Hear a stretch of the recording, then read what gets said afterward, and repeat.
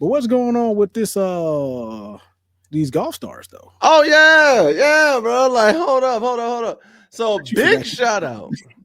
So big shout out to UNC golf stars Megan Stryker and David Ford, man. Big shout out to them. So Megan, she was actually named Golf Week's All American. She was named to all as an honorable mention for All American team by Golf Week for college golf, and she just became the first Carolina women's golfer to earn All American honors in 5 years. She had a phenomenal season, setting records for like I think like single round and all single season strokes and things of that nature. Like at a 72.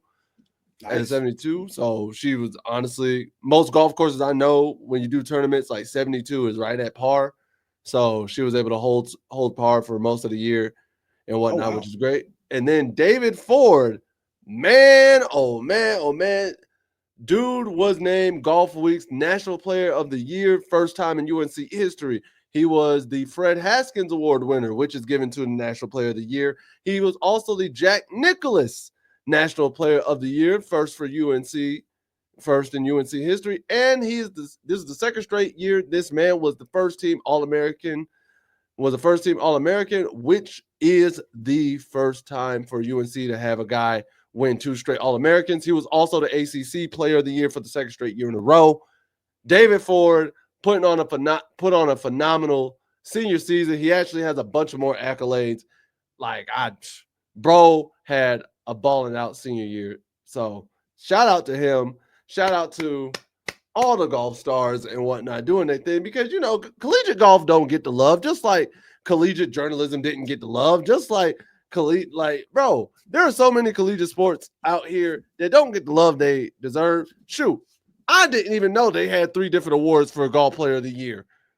That's one thing I will say. This podcast has helped me learn about other aspects of the Tar Heels. And granted, I know the Tar Heels have a bunch of teams. I know we have a bunch of different organizations, but myself, one, did like my co-host, I didn't know there was a journalism like collegiate award and collegiate team. I didn't even know Jack Nicklaus had an award or Fred Haskins. I didn't know Jack Nicklaus had an award for college.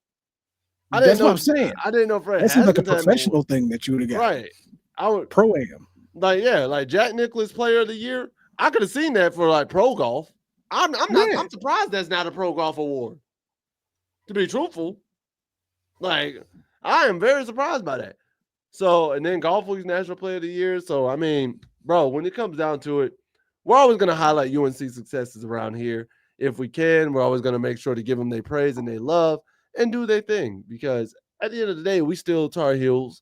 We still one nation, and I love it. But yeah, bro, that was man's put up a clinic, and that's a great way to go out. That's a great way to go out. Like, if you're a senior, would you, truth be told, go back to your college days. Would you rather have won all your accolades like your freshman year, or would you rather have done it your senior year? I would have rather done it my senior year. Now, depending on what the accolades were my freshman year, I'd have been happy about them. But now I'd rather have gone out with more accolades going out, because people are going to remember the accolades more often. Like, people are going to remember the senior ones more than they're going to remember the freshman ones.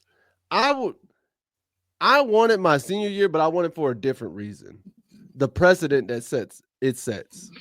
Because if I win all these awards my freshman year, I have to maintain that for all 4 years.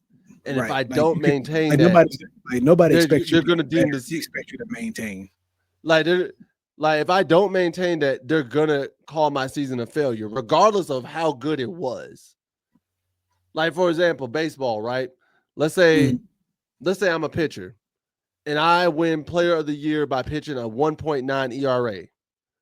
The very next year, I pitch a 2.1 ERA or 2.01, which is damn near the same thing. But I don't win National Player of the Year, regardless of it. Even if I had more strikeouts, I had more innings pitched, I had a better strikeout to walk ratio. But because I don't win National Player of the Year, a lot of people are going to be like, oh, well, he won National Player of the Year his freshman year. His sophomore year, his ERA went up just a little bit. So obviously he's dropping off. Obviously, he's not that guy. But if you have that constant, gradual journey of I'm getting better each year, and then senior year, you win all the accolades and you're like the best player in the country, it shows that you kind of grew into this dominant force. Even though you always could have been that guy, it just shows the progress and the work and that you put in the effort to be like, I'm always going to push myself to get better. Right. I only get better with time. You got to be like fine wine.